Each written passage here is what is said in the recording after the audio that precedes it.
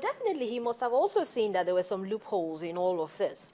He must have seen that, you know, not in every situation did the banks benefit.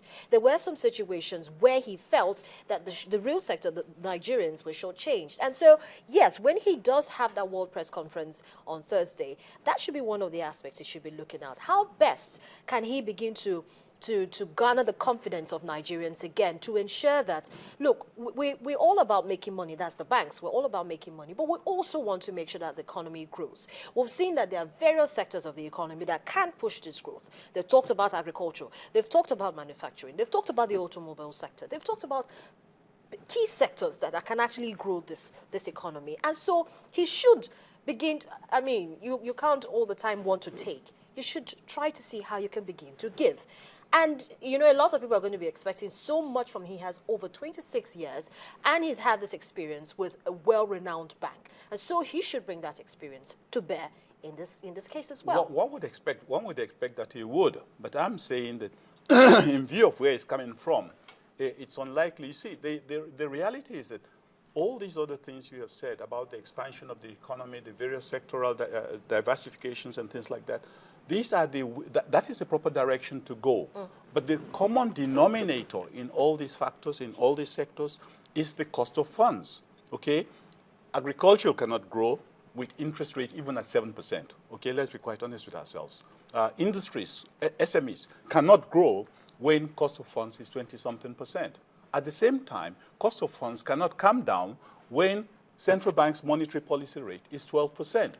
Meanwhile, central bank cannot bring down its monetary policy rate to benign, sensible levels like 1% or even 2%, as happens in successful economies elsewhere. Because of what? Because of the problem of excess liquidity. So until CBN is able, okay, to dismantle the burden of excess liquidity, but then if you dismantle the burden of excess liquidity, how will the banks continue to make money? So much. But on the other hand, if you have the interest of the people at heart, you will know that the first thing to do is ask yourself the question, how come for 20-something years, interminably, we have surplus cash in the economy? How come for 20-something years, we continue to say we have excess cash in the economy, but somehow the cash does not go to the real sector? How come that we're supposed to have money being channeled for infrastructure, meanwhile, the government itself, the central bank itself, admits that it is putting its own money, its own funds at 0% in the hands of the bank and borrowing back at 12-13%. So long as these issues are not addressed, and as I say, the common denominator that is preventing the successful actualization of these issues is simply excess cash. And you must wonder where the excess cash comes from. And if Mr. Emefiele is how would I say, sincere with himself, he will probably realize that excess cash is the result of CBN substitution of naira allocations for dollar-derived revenue. Exactly. So long as it continues in that process, honestly, Harry, don't let anybody deceive you. It will be more of the same. Because why? The same system has been operating for 20-something years, and you will find that it's a system that makes our people poorer when we get richer. Because you find what? In the last 20 years, our reserves have been growing. Our productivity has expanded, has doubled almost according to the new GDP rebasing. Why should our exchange rate be falling? Our exchange rate is falling very simply because there's too much naira in the system. And what causes so much naira in the system? Central bank itself pours the naira in the system to chase few dollars. The dollars that he introduces in rations, facing this huge naira surplus that's in the system. That is the reality. You can't run away from that. You can deny it, but it's a reality. So let's look at that external reserves. As of yesterday, external reserves was down to about $36.9 billion from a high of $48 billion in 2013. Now, should Mr. Emefiele introduce more proactive measures, including further tightening of the cash reserve requirement on public or private sector deposits to help stabilize naira and reduce taking from the nation's foreign reserves to boost the local currency? I think, Harriet, if you know the true implications of further tightening of monetary policy in terms of the impact it would have on the masses, further tightening of the monetary policy means that government has to borrow more money at higher interest rates, okay? So, and that destroys the economy. It destroys productivity. So if you say, oh, a proactive measure is to further tightening of the monetary policy strategy means that government would make it more difficult, or the central bank would make it more difficult for people to access funds from the money market. And in order to do that, government would choose, or the CBN would choose, to borrow back the money and keep the money as idle funds rather than use it in the economy. Because the purpose of mopping up or taking off surplus funds from the economy is not to use it. But we are prepared to, or our central bank is prepared, or has been prepared, or has been doing so for over 20 years, prepared to pay over 10% to keep idle money.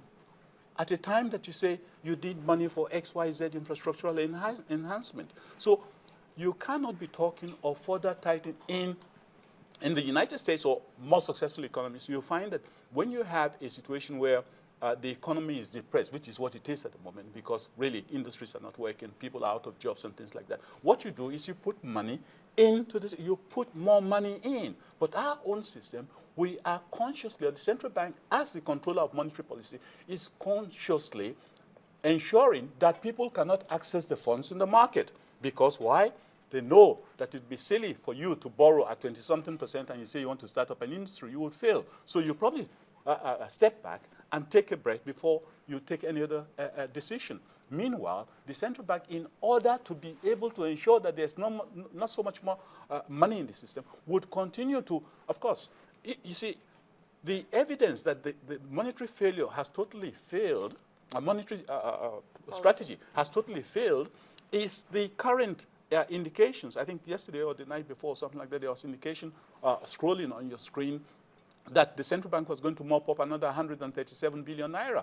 You should understand that to mean that in spite of all the monetary policy constraints, all the strategies of increasing cash reserve ratios and things like that, they still have failed to control excess liquidity. That is why they are still borrowing up money they are now going to need, over 130 billion this week. And this money, we are going to pay interest of about 10% on it. And this money will not be used to build hospitals, will not be used to build schools, will not be used to build roads. What would happen? It would be kept as idle funds, because the purpose of mopping up is to take up surplus cash. You cannot take up surplus cash because you think surplus cash is a problem and then reintroduce it by spending it. Mr. Boyo, yesterday I had a conversation with Dr. Teriba, and I asked him about Mr. Emefiele is going to be looking at the monetary side. What about the fiscal side?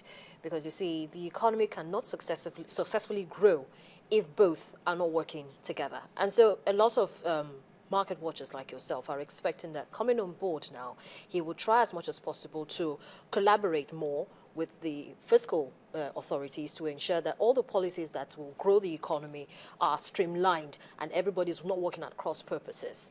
Now, looking at the way the economy is, we're talking about growing jobs, and you've talked about lending rates and excess cash liquidity and the rest of it. A lot of people are thinking that the naira should be devalued. Dr. Teriba was of the opinion that there isn't any need to devalue the naira. And of course, Mr. Emefiele has actually also said that there isn't any need to devalue the naira.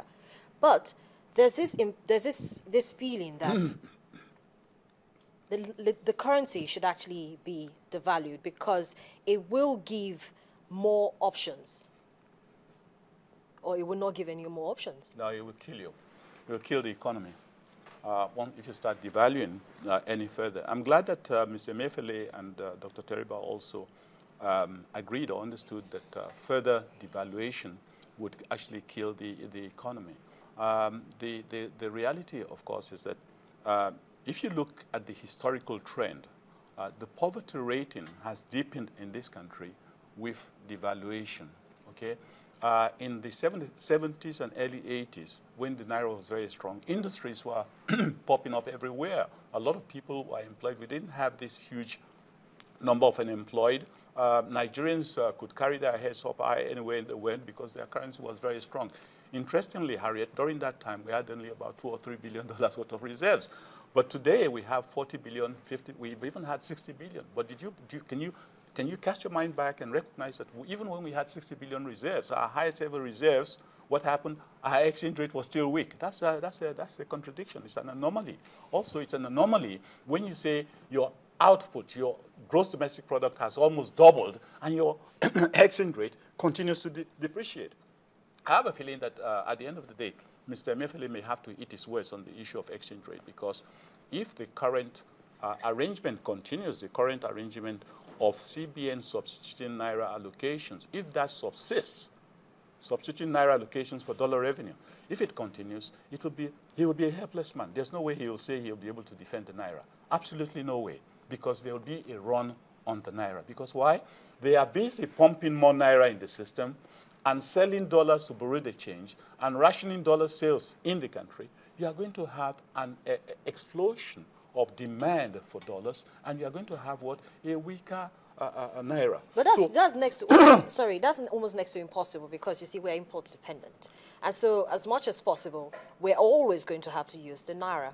So how is he going to ensure that that reduces, we reduce the point of getting to where our economy now becomes dollarized, so to speak? No, I think the concept of dollarization is a misconcept. It's a misconception by a lot of people as a result of media disinformation. The country is already dollarized. Unfortunately, the country is dollarized because of a weak naira.